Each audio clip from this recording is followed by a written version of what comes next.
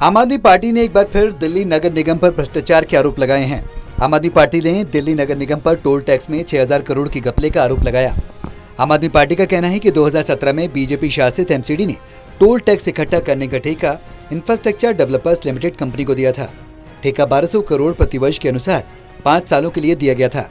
उसमें भी पैसा नहीं दिया गया और फिर 5 साल बाद 1200 करोड़ वाला लाइसेंस 786 करोड़ में दे दिया गया, वो भी उसी कंपनी को।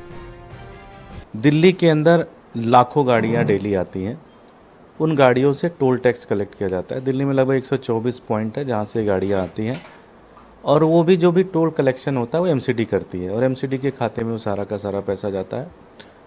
2017 में इन्होंने एक कंपनी को टोल कलेक्शन का जिम्मेदारी दी और उससे कहा कि भाई आप 1200 करोड़ रुपए वार्षिक रूप से पर साल आप एमसीडी के अकाउंट में देंगे। पहले साल उस कंपनी ने पूरा पैसा दिया, उसके बाद उस कंपनी ने 10% दिया, 15% दिया, 20% दिया। तो उस कंपनी ने तो पैसा ही नहीं दिया, 5 साल के लिए दिया इन्होंने। वहीं इस मामले पर डिप्टी सीएम मनीष सिसोदिया ने एलजी को पत्र लिखकर पूरे मामले की सीबीआई जांच की मांग की है। मनीष सिसोदिया ने पत्र में आरोप लगाया कि बीजेपी नेताओं की मिलीभगत से टोल टैक्स में बहुत बड़ा घोटाला हुआ।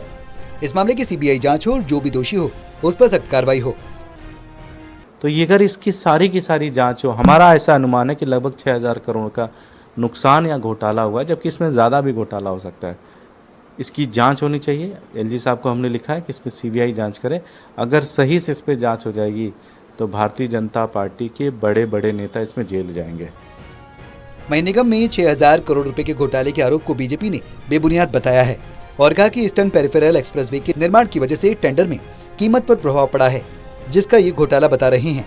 आम आदमी पार्टी के पास 8 साल में उपलब्धियां गिनाने के लिए कुछ है ही नहीं, बस आरोप लगाते हैं। उसको आपने 6000 करोड़ का घोटाला कर दिया। एक वर्ष का करार 1200 करोड़, पहले वर्ष उसने पूरी पेमेंट कर दी।